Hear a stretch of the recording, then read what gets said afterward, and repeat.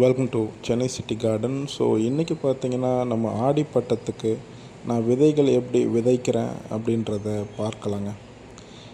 நிறைய விதைகள் வாங்கியிருக்கேன். பட் ஆனால் இன்றைக்கி உங்களுக்கு ஒரு டெமோக்காக 2 விதைகளை மட்டும் 2 விதமான விதைகளை எப்படி நான் விதைக்கிறேன் அப்படின்னு காமிக்கிறேன். அதோட மண் கலவை என்ன எல்லாமே பார்க்கலாம்.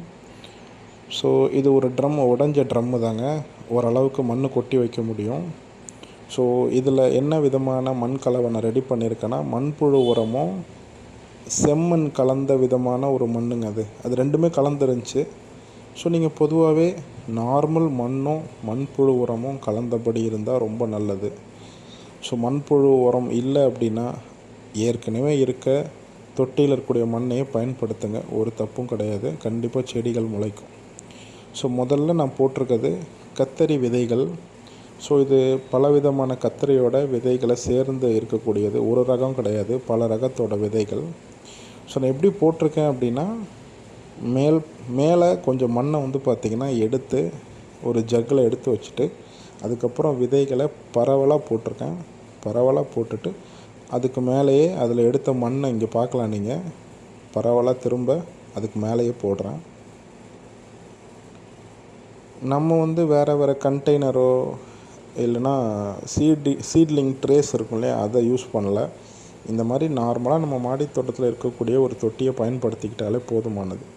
ஸோ மண்ணை போட்டுட்டு அதுக்கு மேலே இந்த மாதிரி பூவாளியை வச்சு பயன்படுத்துங்க. இல்லையா கையிலேயே கூட தண்ணி நீங்கள் தெளித்து விடலாம். ஆனால் வேகமாக தண்ணியை ஊற்றிடாதீங்க ஒரே இடத்துல. ஏன்னா விதைகளானது மேலே வர்றதுக்கு வாய்ப்பு இருக்குங்க. ஸோ அடுத்தது பார்த்திங்கன்னா தக்காளி விதைகள். இது செரி தக்காளி விதை தான். இது அத்திப்பழ செடி இருக்கக்கூடிய, ரீசெண்டாக கூட அந்த வீடியோ போட்டிருந்தேன் அத்திப்பழத்தை எப்படி டிரான்ஸ்பிளான்ட் பண்ணுறதுன்னு. அதே தொட்டியில் நான் இப்போ தக்காளி விதைகளை கொட்டியிருக்கேன். நீங்கள் பார்க்கலாம். ஓரளவுக்கு பரவலாக்கி விட்டாச்சு. ஸோ அதே ஜக்கில் இருக்கக்கூடிய மிச்ச மண்ணையும் நான் இது மேலே கொட்ட போகிறேன்.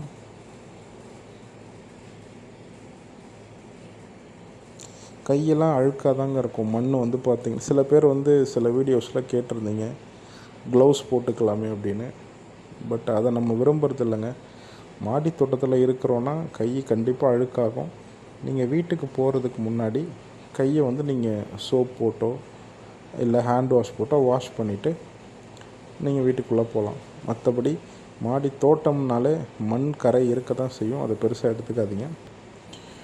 ஸோ நம்ம விதைகளை போட்டாச்சு, அதுக்கு மேலே மண்ணும் போட்டாச்சு, அதுக்கு மேலே நம்ம தண்ணி ஊற்றியாச்சுங்க. இவ்வளோ தாங்க. ரொம்ப சிம்பிளான ப்ராசஸ் தான். இதில் சில டிப்ஸு சொல்கிறேன். இந்த வீடியோவை முழுமையாக பாருங்கள். முதல் விஷயம், நான் சொன்னது போல் உங்கள்கிட்ட கொக்கோ பீட் இருந்துச்சு அப்படின்னா இன்னும் சூப்பர். வெறும் கொக்கோ பீட்டும் வெர்மி கம்போஸ்ட்டும் கலந்ததில் சீட்லிங்ஸ் ரெடி பண்ணுறது ரொம்ப ஈஸி, நாற்று ரெடி பண்ணுறது. பட் இல்லாத பட்சத்தில் உங்கள் மாடி தோட்டத்தில் இருக்க மண்ணையே நீங்கள் உரம் கலந்து வச்சுக்கோங்க. உரம் கலந்து நீங்கள் சீட்லிங்ஸை ரெடி பண்ணுறதுக்கு பயன்படுத்தலாம். ஸோ முதல் விஷயம், மண் கலவை. ரொம்ப இறுக்கமான சேறு மாதிரி இருக்கக்கூடிய மண்ணில், அதாவது களிமண் மாதிரி இருக்கக்கூடியதில் நீங்கள் வச்சிடாதீங்க. மண் கலவை இந்த மாதிரி பொழுன்னு இருக்கணும். ஸோ அப்போ தான் விதையானது வெளியே வர முடியும். ரெண்டாவது விஷயம் பார்த்திங்கன்னா, தண்ணி ஊற்றுறது. தண்ணியை ஒரு இடத்துல ஜக்கில் வேகமாக ஊற்றாமல் பரவலாக தண்ணியை தெளிக்க பாருங்கள். 2 நாளைக்கு ஒரு முறை நீங்கள் தெளிச்சிங்கன்னா கூட போதும். உங்கள்கிட்ட ஸ்ப்ரேயர் இருந்தால் அதை பயன்படுத்தலாம். மூணாவது பார்த்திங்கன்னா, நீங்கள் விதை நிறுத்தி வேணும்னா பண்ணலாம். இல்லையா கொஞ்ச நேரம் தண்ணியில் சும்மா ஊற வைங்க. நிறைய பேர் பார்த்திங்கன்னா சீவீட் லிக்விட் இல்லை மாட்டு சாணி உரம் இதில் பார்த்திங்கன்னா ஊற வச்சு அடுத்த நாள் விதைப்போம்.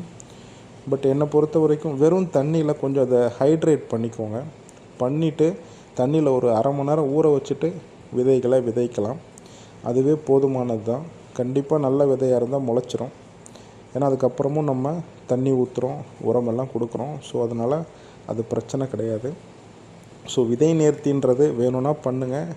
இல்லை அப்படின்னா தண்ணியில் மட்டுமாவது ஊற வச்சுட்டு விதைகளை போடலாம். நான் நீங்கள் பார்க்குறது போல் நேரடியாக தான் விதைகளை விதைக்கிறேன்.